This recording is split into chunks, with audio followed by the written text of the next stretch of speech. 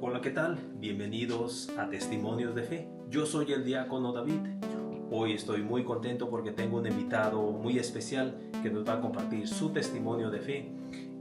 Él es un sacerdote, así que estoy muy intrigado de cómo fue que Dios lo llamó a ser servidor de Cristo, sacerdote de Cristo. Así que te invito, acompáñame a mirar su testimonio de fe. Comencemos.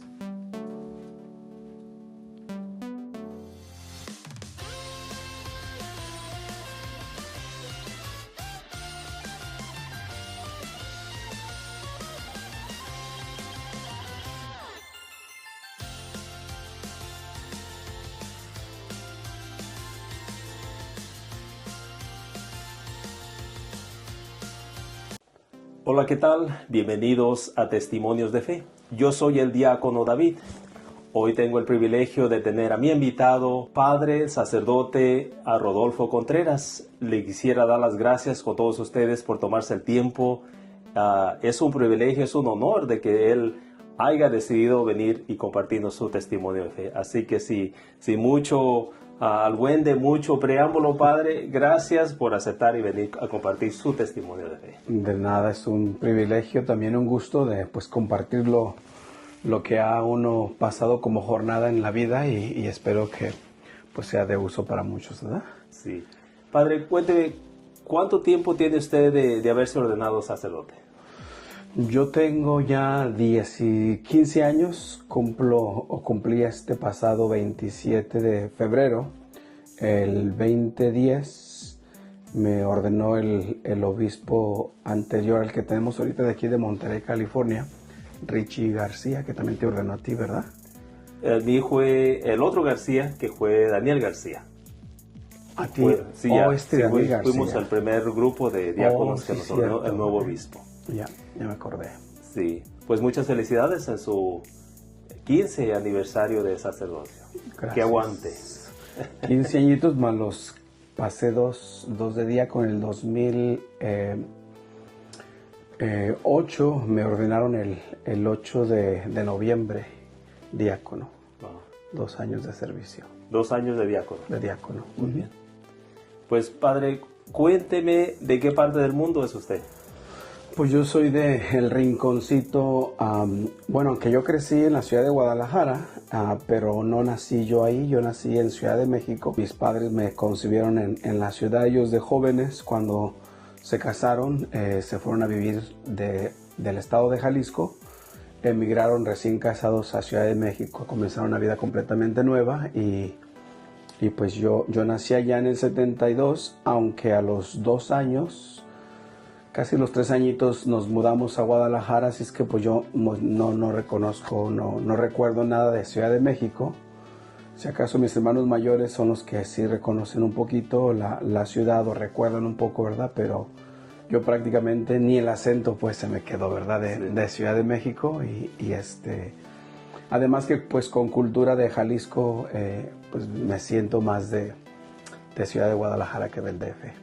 Sí, bueno, pues aprovechamos para mandar un saludo a todos aquellos de la Ciudad de México. Según las estadísticas de YouTube, es la ciudad donde más me ven, más seguidores tengo en la Ciudad de México. Saludos. Y también de Guadalajara está uno de los top 5 ahí también de las ciudades que me miran. Así que un saludo para la Ciudad de México y los de Guadalajara también.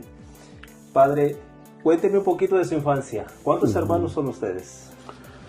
Mira, en casa crecimos 8 hermanos y hermanas. Los primeros 4 varones somos de Ciudad de México, aunque pues yo era el cuarto. La segunda niña que también nació en Ciudad de México, ella se llamaba Leticia, y cuando nos cambiamos de Ciudad de México a Ciudad de Guadalajara, era una niña especial. Ella tenía síndrome de Down. Cuando llegamos a Ciudad de Guadalajara, yo pienso que a ella se le hizo un poquito muy difícil el cambio porque pues ella estaba acostumbrada a la ciudad, al smog, a la ciudad pues relativamente limpia en el sentido de que pues casi no conocía ya el polvo, ¿verdad? Y cuando llegamos a Guadalajara, quizás ese cambio para una niña como ella pues fue muy drástico. Y recuerdo que mi papá nos llevaba mucho a al lago de Chapala. Y ahí en ese lago de Chapala, en la lancha, qué sé yo, la niña eventualmente agarró una infección y de ahí desarrolló la pulmonía y pues se nos murió. Aunque yo te digo, no recuerdo mucho de ella, yo quizá a lo mejor tenía unos 3 añitos por ahí, o 4 quizá. Ella me ganaba como por unos 4 años, pero para mis hermanos mayores sí fue un evento pues muy drástico, ¿verdad? De la muerte de ella. Sí. Yeah. Cuénteme, ¿cómo crecieron ustedes? ¿Ustedes fueron una familia acomodada, una familia modesta? ¿Cómo era su situación económica de ustedes? Nosotros éramos una familia trabajadora de clase media. Nosotros crecimos en el barrio de La Aurora, se llama todavía, mis papás aún todavía viven ahí. Pues para nosotros era nuestro barrio de toda la niñez, porque pues nunca salíamos de ahí, más que pues solamente para vacacionar. Y como trabajábamos todos en el mismo negocio, éramos taqueros.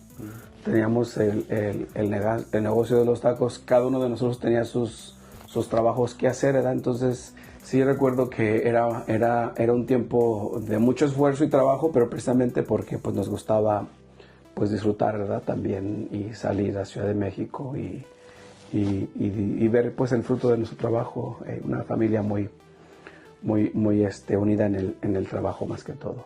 Sí, y en nuestro tiempo pues así se trabajaba, ¿no? Se trabajaba en equipo con la familia, todos teníamos algo que hacer, era de ayudarnos, todos colaborábamos. Cuénteme de sus papás. ¿Usted creció en un ambiente, pues los dos papás estuvieron con usted? ¿Creció mirando a sus dos papás? ¿Sus papás eran personas religiosas que asistían a la iglesia, estaban involucrados en la iglesia? Mis papás sí. Mi papá era un poquito más rejego con respecto a la asistencia de la iglesia. A lo mejor era porque pues venía de una familia un poquito más de negocios y un poquito apegado a su familia, mi padre. Entonces, pero mi madre sí era una persona muy religiosa. Incluso era la que nos encauzaba mucho a la iglesia, en la comunidad. Nosotros éramos de escuela y de familia y de iglesia. Ese era nuestro mundo en el barrio, ¿verdad? Y recuerdo que mi mamá siempre era una mujer era catequista, ella incluso.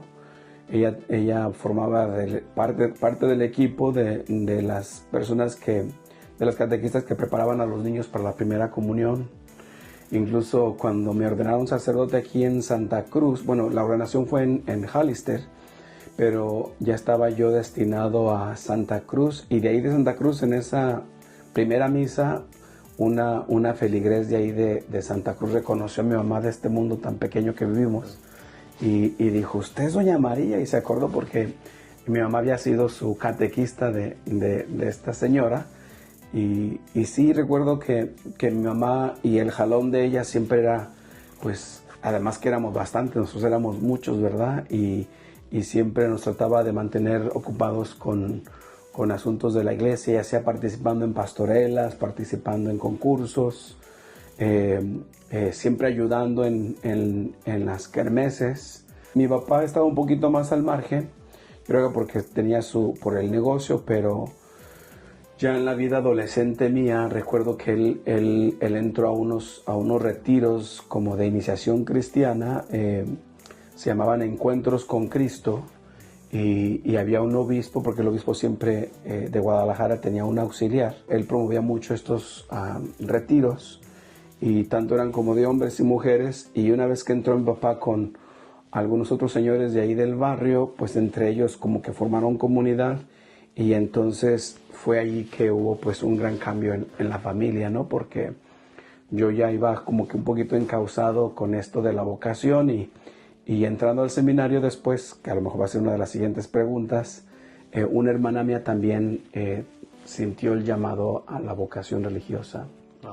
Y yo pienso que fue por esa participación que mi madre nos hacía tener dentro de la comunidad de ahí de La Aurora. Y menciona usted la vocación. ¿A qué edad sintió usted esa curiosidad o el llamado al sacerdocio? Fíjate que bueno, no sé si eso ocurrió, pero muchos de mis compañeros de mi generación de ahí de Guadalajara, cuando yo ya entré eventualmente al seminario, muchos para nosotros fue muy impactante que en 1979 el Papa, ahora San Juan Pablo II, visitó la ciudad de Guadalajara. Y cuando él entró, después de llegar al aeropuerto y tener un recibimiento con mariachi, todo como lo hacía, bailes folclóricos y todo esto, y pues el Papa le encantaba mucho la cultura mexicana, ¿verdad? Después de su llegada al aeropuerto, recuerdo que yo estaba viendo la televisión y cuando él entró a la ciudad, entró por un barrio pues de clase pobre quizá también, o media, y la iglesia estaba dedicada a Santa Cecilia. Y allí en Santa Cecilia el Papa fue recibido con un concierto de muchos músicos de la ciudad, ¿verdad? Entre ellos pues muchas bandas de mariachi. Y entre el festival yo recuerdo viendo en televisión, el Papa levantó un niño con sus brazos y un niño así como de mi edad vestido de charro. Y ese impacto para mí visual de verlo en la televisión, pues se me quedó bien grabado. Pues ¿quién es este hombre? Que hasta tenía un acento muy fuerte en español, ¿verdad? Y así muy blanco él.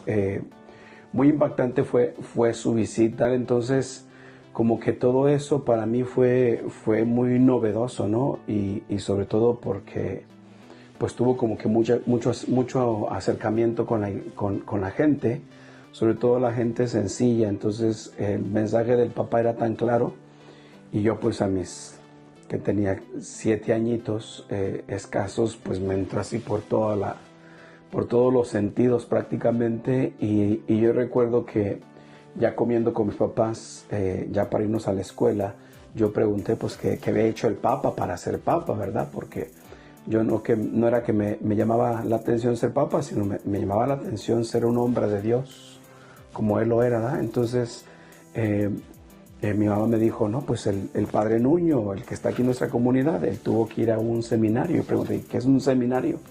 Y ya mi madre me explicó, pues un seminario es donde van a estudiar los sacerdotes, porque el Papa para ser Papa tuvo que haber sido primero sacerdote y ir a formarse, a estudiar a un seminario como quien estudia un doctor medicina, ¿no?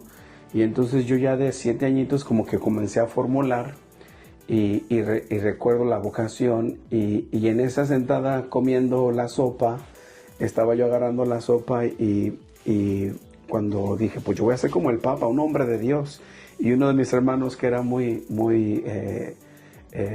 molestaba mucho, era muy carrilludo, decimos ahí en México, ¿verdad? Él levantó la papa de su sopa y dijo, pues si sigues comiendo vas a llegar a ser como esta papa, ¿no? Entonces ahí me di cuenta que esto de asumir una vocación iba a ser un poquito pues difícil o la gente no del todo lo iba a tomar muy bien. Y entonces me quedó claro que iba a haber mucho sacrificio y abnegación, ¿verdad? Y de parte a pesar de que venía de una cultura muy católica en el barrio, para muchos pues también iba a ser como que escandaloso, ¿no? Como que no vas a tener una familia, como que no te vas a casar, que todo el mundo hace eso, ¿no? Y a la vez yo pues era mucho más grande, pues ya el llamado que yo sentía, que eso pues yo pensaba que eventualmente lo iba a saber superar, ¿verdad? Con eso de la gracia de Dios. Sí. ¿Ya? ¿Usted tuvo familiares, tíos que fueron sacerdotes? Muchas veces eso puede influenciar también. Sabes que no, mi mamá cuenta que sí, que ella cuando estaba creciendo allá en los Altos de Jalisco, ella es de un rancho prácticamente cerca de Aranda, Jalisco. Ella cuenta que ella creció pues con muchos primos yendo al seminario. En aquel tiempo la diócesis ahora de San Juan de los Lagos pertenecía a la la arquidiócesis de Guadalajara. Entonces mi mamá cuenta que sí, ella tenía un conteo de muchos primos o tíos que ella tenía, pero pues como ellos vivían en otra parte de la ciudad, no necesariamente ahí, no crecí yo con tíos necesariamente. Las figuras que yo tuve de sacerdotes fueron figuras pues de la misma comunidad. Como mi mamá era muy cercana a la catequesis, mi mamá siempre, todos los jueves era como consagrado a estar en casa porque todos los jueves siempre teníamos la visita del sacerdote. Había mucha visita de sacerdotes a casa, entonces pues eso para mí pues era muy bueno, ¿verdad? Porque pues el acercamiento a los sacerdotes seguía como que nutriendo esa idea de querer irme al seminario, a pesar de que de parte de mis hermanos pues había un poquito de carrilla, ¿no? Sí. O me molestaban algunas veces con eso de que no me iba a casar, digamos. Y es interesante porque cuando usted decide irse al seminario ya formal, ya en serio, muchas veces los papás pueden también interferir de desanimar en vez de animar. Exacto. Entonces, en su experiencia, ¿cómo lo tomaron sus papás? La decisión de usted de que sí lo llamaba Dios a su vocación de sacerdote. Pues mira, siempre mis papás fueron muy abiertos a esa idea. Yo incluso cuando mi hermano mayor, Salvador, lo conocen así en el barrio Ochava, él era como el encargado de los acólitos de ahí de la comunidad y yo como que crecí un poquito ayudando, pero no tan de lleno como él, como que él no me ensombrecía, pero siempre me sentía como que competía, ¿no? Y él era pues el superestrella en el entrenamiento de los niños de ahí del barrio y era muy activo. Entonces yo como que nunca lo hablé con él, pero siempre pensé yo que él me iba a ganar el puesto a entrar al seminario, ¿verdad? Y aunque nunca lo comentamos, cuando él ya entra a la preparatoria, ya de joven, se hace novio de esta chica y eventualmente ya cuando decide el casarse, pues yo siento que me deja todo el camino libre, ¿verdad? Y ya con el camino libre, yo hablo con mi papá y le digo, ¿sabes qué, papá? Voy a terminar la secundaria y yo sigo con esta idea de que quiero entrar al seminario. Nada más quiero saber si pues tú me vas a apoyar, ¿verdad? Porque yo he sabido que hay que pagar colegiaturas y libros y todo. Y entonces mi padre muy orgullosamente me dice, no, mientras que yo pueda, siempre cuenta con mi ayuda. Entonces para él siempre fue como un orgullo el que alguno de sus hijos considerara entrar al seminario, porque pues en el fondo también era como que un sacrificio de parte de él el dar a un hijo al seminario, ¿verdad? Y sobre todo porque pues éramos de una familia así numerosa. Y no se diga de parte de mi mamá, ¿verdad? Mi madre siempre muy activa en la iglesia, aunque ella era un poquito menos expresiva en sus emociones, pero en el fondo sí se veía que yo contaba mucho con su oración, sobre todo, y su apoyo, ¿verdad? Yo recuerdo que en el seminario, después cuando yo entro, una de las cosas que era más retante en el seminario era, pues la comida era malísima, porque eran muchísimos seminaristas, ¿verdad? Entonces, pero siempre cuando iba a la casa a recoger mi ropa y a convivir con mi papá los domingos, y mi mamá siempre me tenía, mi papá, una buena bolsa de víveres, ¿no? Mis frutas y aguacates y cereales para que pues yo tuviera que para pues complementar un poquito la alimentación. Y entonces sí me sentía así como que muy apoyado de parte de mis papás, aunque no fue el caso siempre.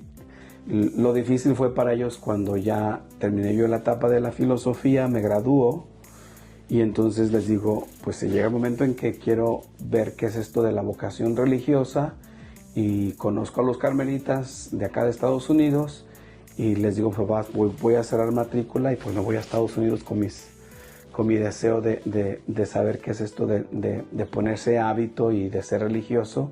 Y ahí fue donde vino pues el choque, ¿no? Porque pues eso no lo esperaban mis papás, el que sí me iba a tener que ir del todo.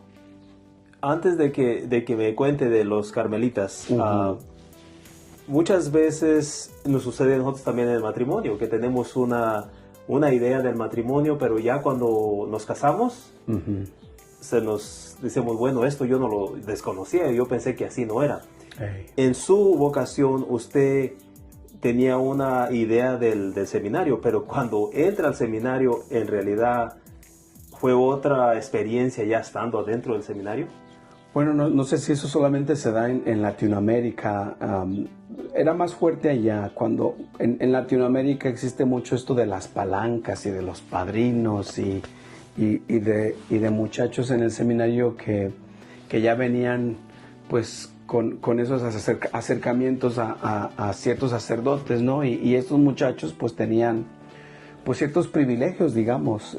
Si hay un cura que patrocinaba mucho a un seminarista o un tío, qué sé yo, entonces en cambio el resto de nosotros que veníamos del común denominador de todos, no teníamos esas palancas, ¿verdad? Y entonces como que éramos, era más difícil, digamos, ¿no? El que un chavo con ese apoyo directamente de algún primo, tío, qué sé yo, sacerdote, pues no tenía el mismo éxito, ¿verdad? Entonces yo cuando entré al seminario, yo recuerdo que veía eso y así como que pues no era justo, ¿verdad? Diríamos de que algunos pues tenían pues como ese privilegio de ser protegidos, ¿no?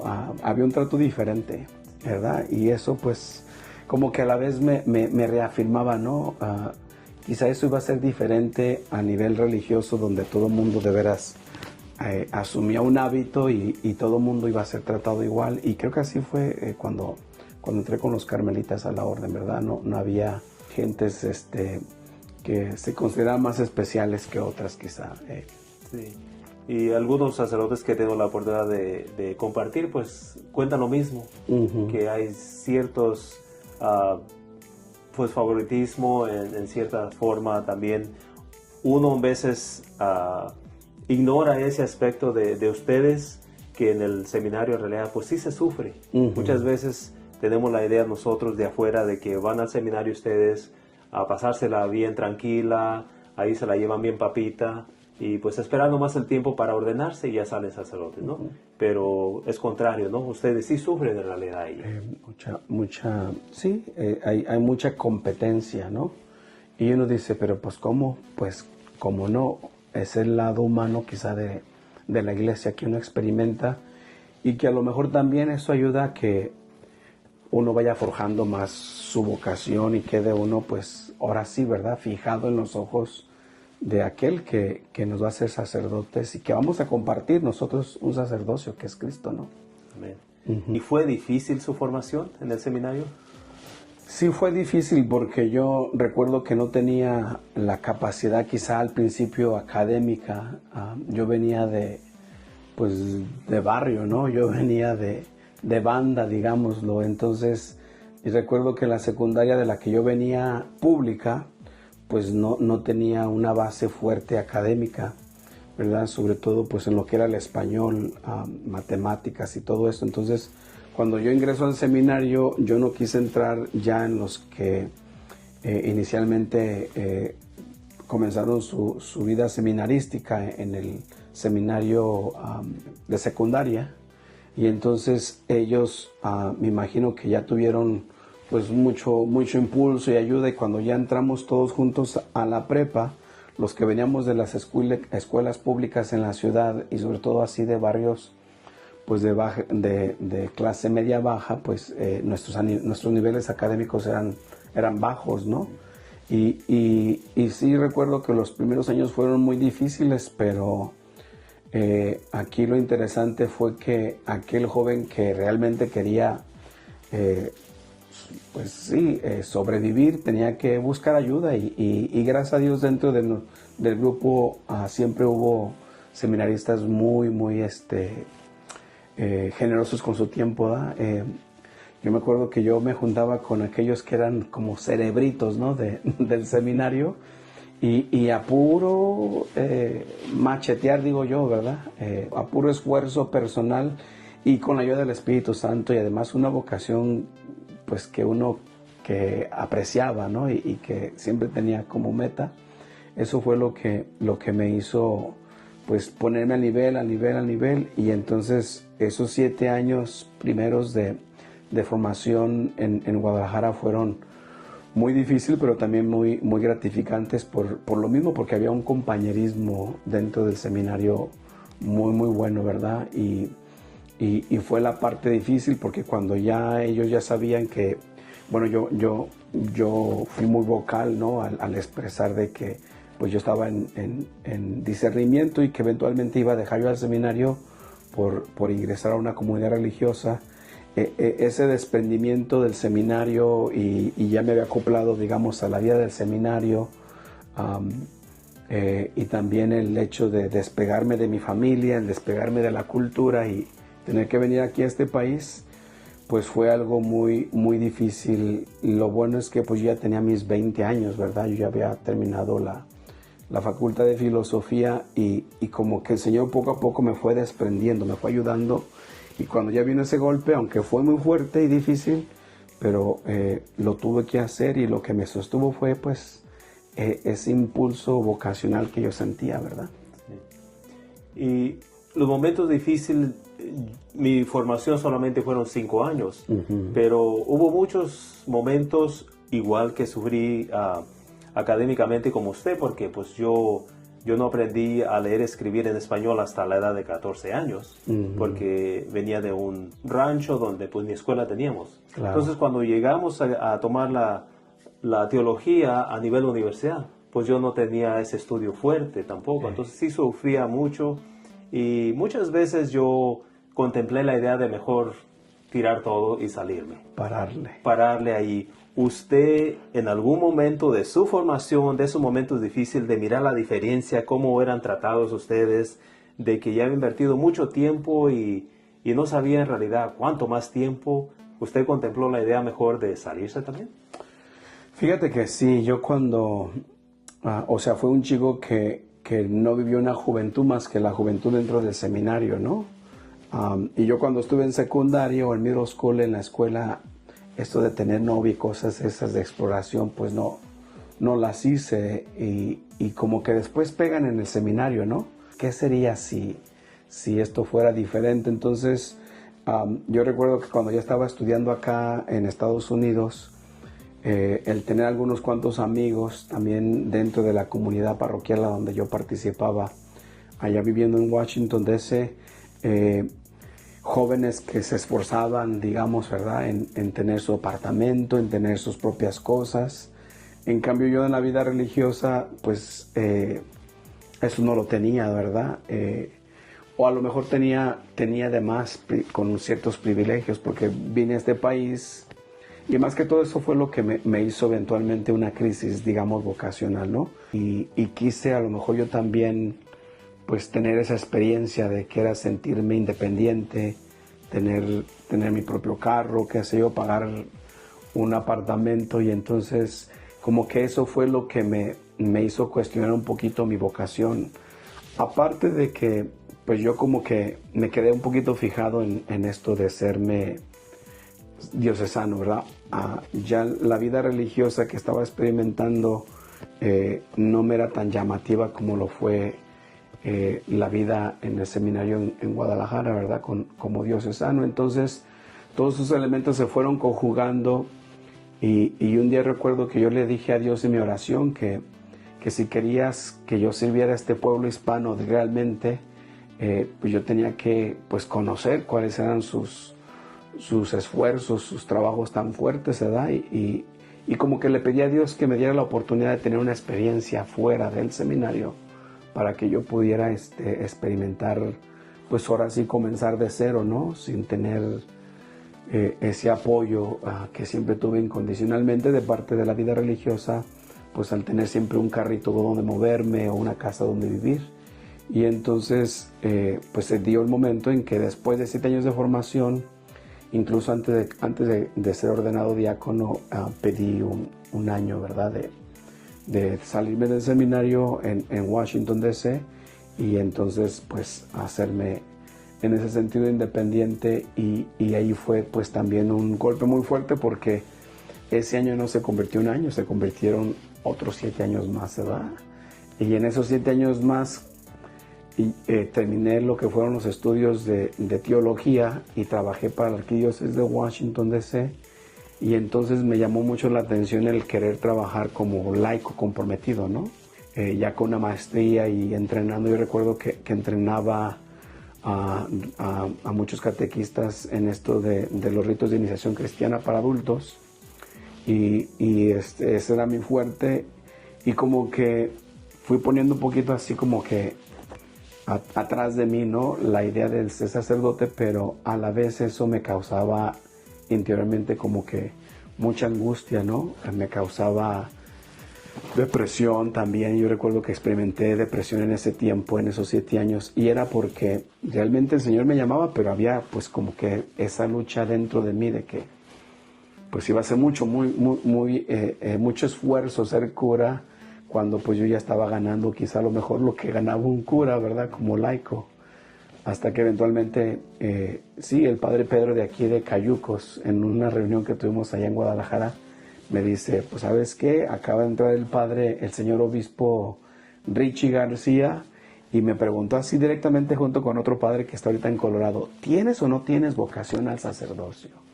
Y pum, que me pega desde dentro, ¿verdad? Dije yo, no, sí tengo vocación, simplemente lo que he hecho es como que quererla olvidar, ¿verdad? Quizá por comodidad. Y ahí me acordé cuando era niño de que la vocación iba a requerir como la vocación sacerdotal y la vocación matrimonial, ¿verdad? Mucho esfuerzo, algo que el mundo como que ahora es, pues te llama y te quiere arrastrar, ¿no? A lo contrario. Entonces, no, dije, sí entro al seminario otra vez y me vine aquí a California. Sí, habla usted algo muy interesante de la vocación. Muchas veces nosotros no entendemos en realidad qué es vocación. Incluso en el matrimonio muchas veces no se entiende, y tal vez por eso hay muchos matrimonios que fracasan, porque en realidad no era su vocación. Al igual sucede en el sacerdocio también. Muchas veces tienen la vocación como usted la sentía, pero usted estaba así como Jonás. Lo llama para un lado y Jonás se va para el otro lado, ¿no? Hasta que le sucede algo y le dan, como en este caso no fue una ballena, sino fue el padre Pedro que lo hizo estremecer. Bueno, ¿sí o no? Sí o no. Entonces lo confrontó.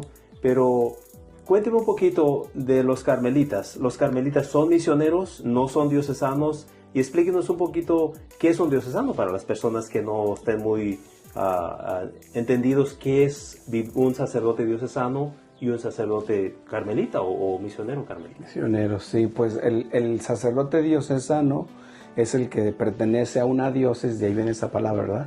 Pertenece a una diócesis, y esa diócesis está organizada en una región con un obispo que tiene un seminario y que forma sus propios futuros sacerdotes para sus futuras parroquias, y entonces ordena sacerdotes para esa región de la Iglesia Universal, ¿no? Entonces, ese es el seminario diocesano. Una vez que alguien se ordena en una diócesis para un obispo, pues ya como que uno ya es pertenencia de ese obispo, y no tan fácilmente uno va a salirse de esa región, ¿verdad?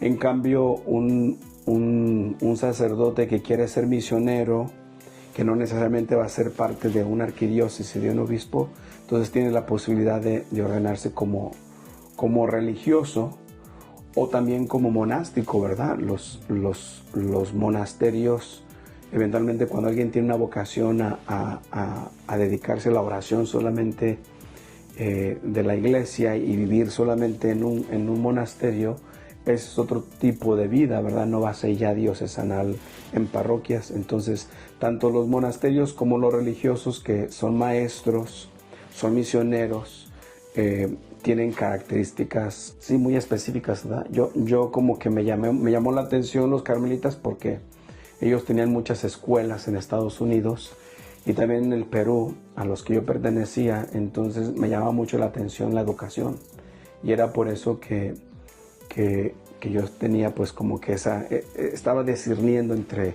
serme sacerdote también, pero con un perfil así también de ser maestro, director, que yo preferiría mejor estar en una región. Muy bien.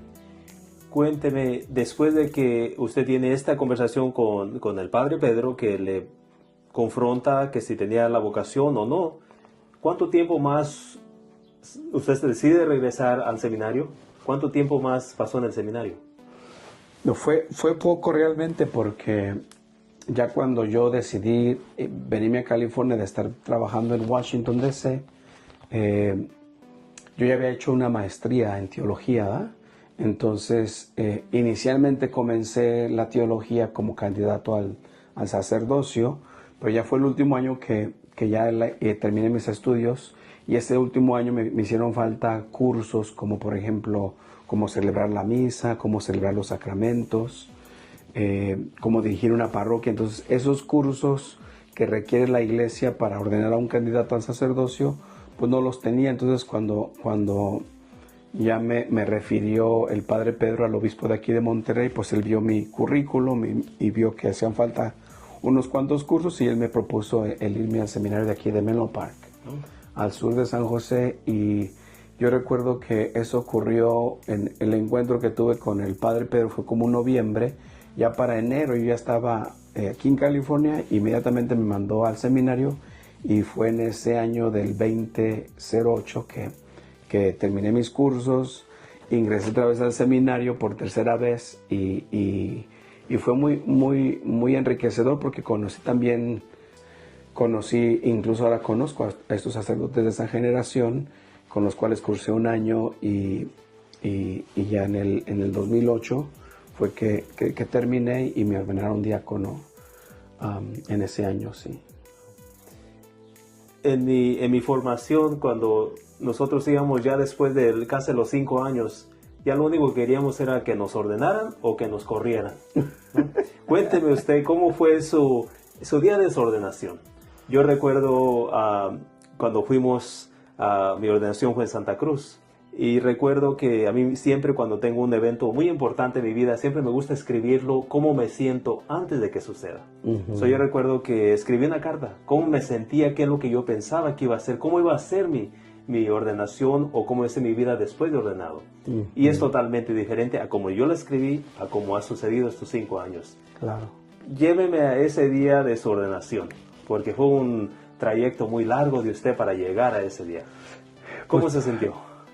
Yo finalmente me sentía como que ya estaba anclándome, ¿verdad?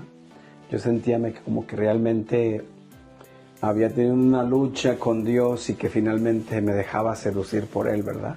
Y en esa seducción, pues yo estaba dispuesto ahora sí a abrazar lo que viniera, ¿no? Y algo que nos cuesta mucho trabajo personalmente, lo puedo decir yo, ¿verdad? Pues son las cuestiones políticas de la iglesia propia, ¿verdad? Y decía yo a Dios, pues no importa, yo hasta esto estoy dispuesto a entrarle, ¿verdad? Y todo porque pues ya me sentía como que ahora sí Dios me había seducido, ¿verdad? Yo así me sentí el día de la ordenación, ese 27 de enero. Gracias a Dios mi familia pudo venir de México, y el momento en que se llevó a cabo la ordenación allí en Hollister, California. Y recuerdo cuando hice la postración en el suelo, pues yo sentía que ahora sí moría todo, ¿no? El Señor me había dado la oportunidad de experimentar pues esa soltería que yo quise tener en Washington desde mi independencia. Estuve fuera de la familia, viviendo como religioso, carmelita, pero ahora cuando ya me ordenaba sacerdote, yo sabía que también hasta cierto punto pues iba a continuar una conexión también con mi familia, ¿no? Iba a tener, digamos, un salario donde a lo mejor también iba a poder ayudar a mi familia. Entonces ya como que me sentía como con Pablo, ¿no? Como que estaba corriendo una carrera y había valido la pena llegar a ese momento, y de veras me sentía como que realmente me casaba con la iglesia. Como te digo, a partir de esa ordenación me sentí que ya finalmente Dios ganaba sobre mí, ¿no? Muy bien. Cuénteme de los momentos ahora ya como sacerdote, de esos momentos gratificantes, bonitos, su experiencia. Usted ha hecho infinidades de bautismos, bodas, unción a los enfermos, confesiones, reconciliación. Los momentos más hermosos de su sacerdocio.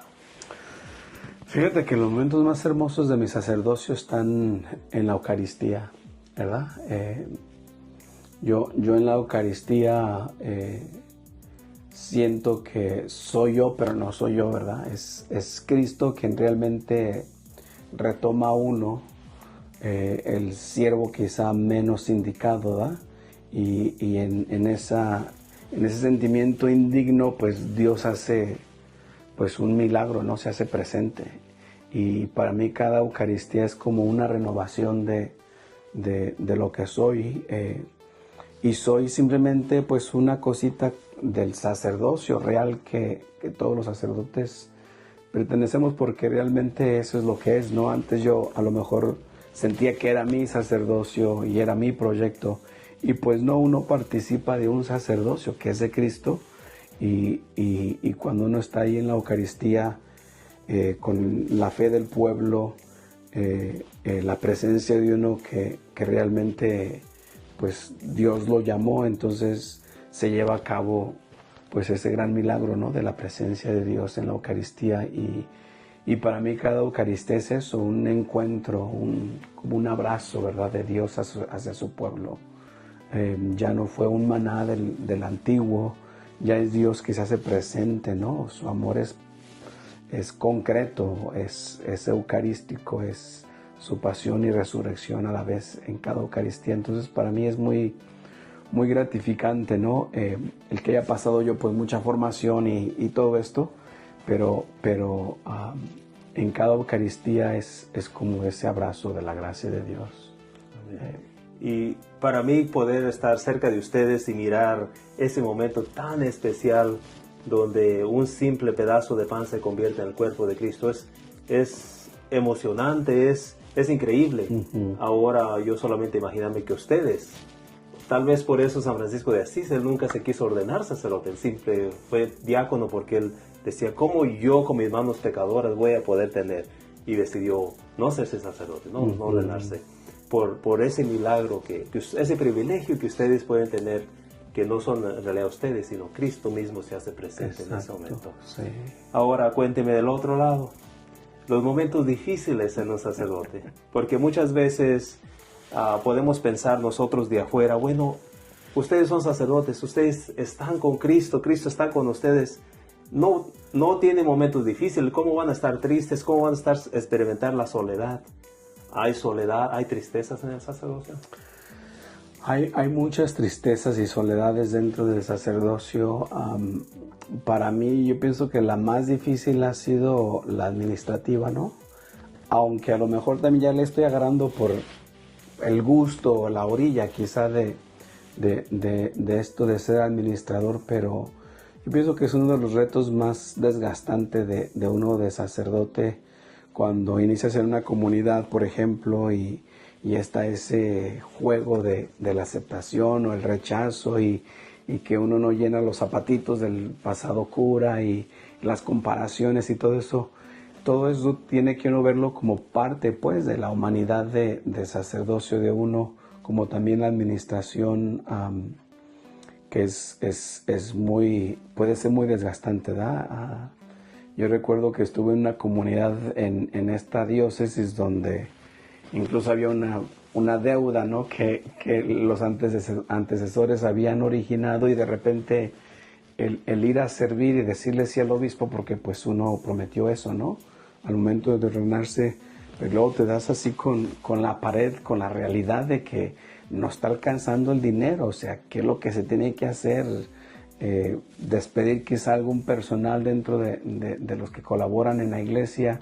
Todas esas partes son las que me han causado más dificultad, ¿verdad? Y sobre todo, te digo, en esta comunidad en específico, yo recuerdo que el obispo me había invitado solamente para que pues ayudara un poquito a esa realidad, y con la deuda que existía, como que yo me veía así como que pues esto va a ser imposible, yo no tengo tanta experiencia en los números, y finalmente yo recuerdo que le dije al obispo, ¿sabe qué, obispo? Si sabe contar, ya no cuente conmigo, ¿verdad?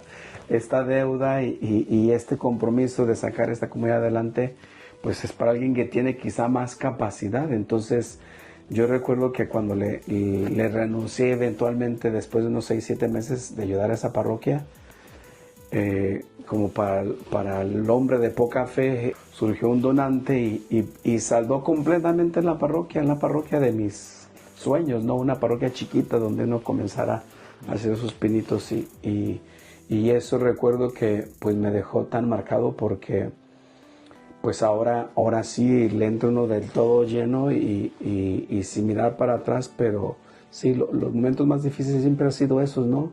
Cuando no alcanza para pagar la luz y que se te rompe ya el drenaje y no tienes para ello y que tienes que comenzar a hacer eventos. Son las cosas que la gente a veces no ve de las comunidades, pero que llega a ser una vocación que de veras, si alguien no tiene vocación hacia ello, de repente todo puede ser muy abrumador, ¿verdad? Y desanimante, ¿verdad? Entonces, pero gracias a Dios es la gracia y la vocación y mira, llegando a esta parroquia de Santa Rosa de Lima ahora también, al principio como que estaba todo muy retante económicamente, pero es como un brinco a la fe y poco a poco el Espíritu Santo, la ayuda de la gente y las cosas se fueron mejorando y mejorando y ahorita pues como que ya estamos un poquito más del otro lado, ¿no?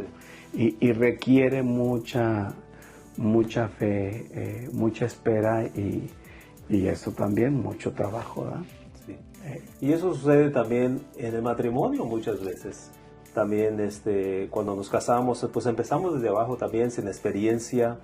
La ventaja es que pues tenemos esposo y esposa y pues se apoyan cuando uno se siente desanimado, el otro le echa porras. En el caso de ustedes, pues ustedes están solos y muchas veces nosotros como parroquianos solamente miramos o nos enfocamos en sus errores de ustedes solamente. Y ustedes tienen muchos hijos a quien complacer. Tienen la mitad contento y la otra mitad en contra de ustedes. Entonces, es una invitación también para todos los que nos están mirando para que sean más sensibles y más conscientes con su sacerdote y llámenlo, ayúdenlo, protéjanlo y apapáchenlo también, ayúdenlo en lo que sea necesario en su parroquia, porque ustedes pues están solos, no tienen a una esposa con quien quejarse, con quien los escuche llorar, tienen que pasársela solos ustedes.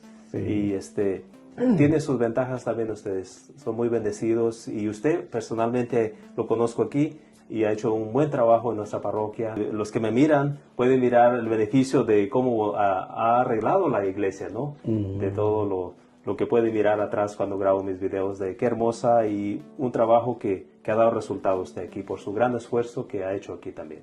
Así que muchas gracias por su entrega a nuestra comunidad de Santa Rosa de Lima también. ¿Cómo no? Padre, para ir terminando, cuénteme, ¿qué sería una invitación o un consejo a aquellos jóvenes que pueden mirarse así como usted cuando empezó, que no tienen muchos estudios, pero sienten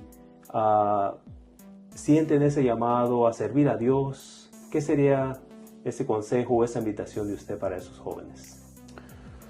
Pues yo diría el nutrir la vocación, ¿no?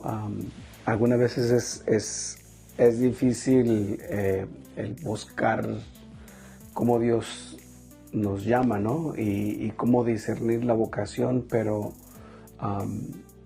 yo pienso que es mucho más fácil cuando tú compartes con algún otro joven, cuando algún otro joven tiene también las mismas luchas que tú, y de repente comienzas a ser parte de un grupo y busca a uno, ¿no? La forma en cómo darle respuesta a preguntas o incógnitas, ¿no? Tan grandes como ¿qué va a ser de mi vida? ¿Qué es lo que Dios me llama de mí? Y esas preguntas Dios las va revelando conforme a uno va arriesgando, ¿no? Va arriesgando y va tomando riesgos. Y si uno no toma riesgos, pues como dice, no gana uno, ¿no? Yo, como dije, vine a este país y no sabía qué me iba a enfrentar cuando me iba a meter a ese convento, y aún así, pues fue como que, pues el riesgo grande, ¿no? Yo invito a que los jóvenes se arriesguen, ¿no? Y cuando se arriesgan con fe y se arriesgan con compañerismo con alguien más, quienes también están teniendo las mismas preguntas y las mismas incógnitas, como que Dios se va a valer de diferentes caras, de diferentes eventos, para decirnos por aquí no, por aquí sí, por aquí ya tienes entrada. Entonces eso requiere pues como que mucha fe, ¿no?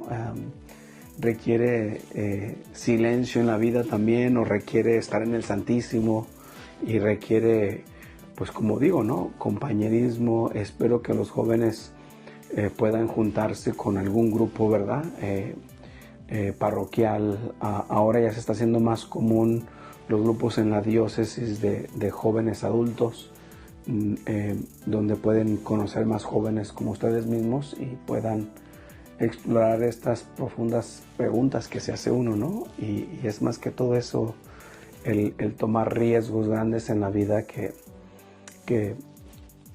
hace ser lo que es uno, ¿no? Como pues tú lo hiciste, diácono, primero con tu matrimonio y después con este baile que te aventaste con la diócesis de una primera vez haber sido rechazado, pero ya en la segunda vez más firme y ese acompañamiento que otros te dan, ¿verdad? Entonces, pedirle a Dios que siempre nos mande esas caras, esos eventos que uno puede tomar de ahí seguridad, ¿verdad?, que Dios está hablando. Y al mismo tiempo, pues también animar a los papás, porque muchas veces como papás siempre animamos a nuestros hijos a que se preparen para ser un doctor, un policía, que agarren una profesión, pero muy pocos papás contemplamos la idea de animar a nuestros hijos al sacerdocio.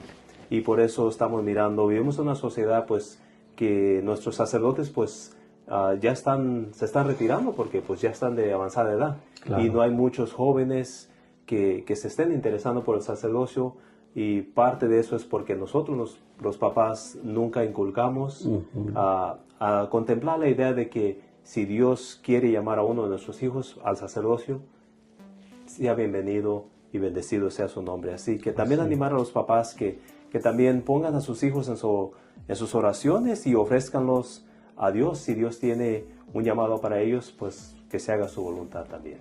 Amén. Padre, pues yo quiero darle las gracias a usted por tomarse el tiempo. Ustedes son unas personas muy ocupadas. Siempre pensamos que ustedes no tienen nada que hacer, que la tienen muy papita, pero ahora que yo estoy como diácono también, que alguien se enferma, que a medianoche, a las 2 de la madrugada, que anda buscando a un sacerdote, algún sacramento, alguna bendición, ustedes siempre están ocupados. Entonces quiero dar las gracias por su llamado, por su vocación, por su tiempo, por aguantar, y Dios definitivamente nunca se equivoca. Así que hay sacerdotes, hay doctores, hay matrimonios, hay papás, mamás que nos hemos equivocado. No hay sacerdotes perfectos, solamente Dios es perfecto. Así que vamos a mirar a nuestro sacerdote, vamos a amarlos, vamos a ayudarlos y vamos a entregarnos a la iglesia como ustedes se han entregado. Así que esa es la invitación para todos los que nos están mirando, que se acerquen a su sacerdote, ayúdenlo, ámenlo, protéjanlo y siempre pues consiéntanlo también. Así que gracias, Padre, por su vocación, gracias por toda su ayuda que nos ha brindado aquí a nuestra comunidad, y pues solamente desearle que Dios siempre lo bendiga y que en los momentos fuertes que Dios sea su debilidad y en momentos débiles que Dios sea su fuerza. Amén. Muchas gracias, diácono, por esta entrevista y por todos ustedes que también pues te apoyan en este ministerio, ¿verdad? Sobre todo tu familia. Así y tu mami que está allá en el cielo echando muchas porras. Amén. Bueno, pues vamos a terminar Testimonios de Fe. Gracias por mirar y recordarles pues suscríbanse a mi canal, Diácono David Vargas, y vamos a tener más testimonios de fe, y vamos a pedirle en esta ocasión al Padre Rodolfo que nos dé la bendición. ¿Cómo no? Nos encomendamos en este caminar de la Cuaresma de este 2025, en este año jubilar de la esperanza, como el Señor, nuestro Papa lo ha pedido, que podamos, impulsados por la gracia, visitar alguna basílica cercana a ustedes en estado de gracia, y también encomienden ahí pues a 2 de sus seres queridos que han fallecido, ¿verdad? Y de antemano pues cuenten también con mi oración. Así es que pasen buenas noches. El Señor esté con todos ustedes. Y con su la bendición todopoderoso permanezca para siempre, el Padre, el Hijo y el Espíritu Santo. Amén. Que pasen buenas noches. Hasta luego. Gracias, diácono.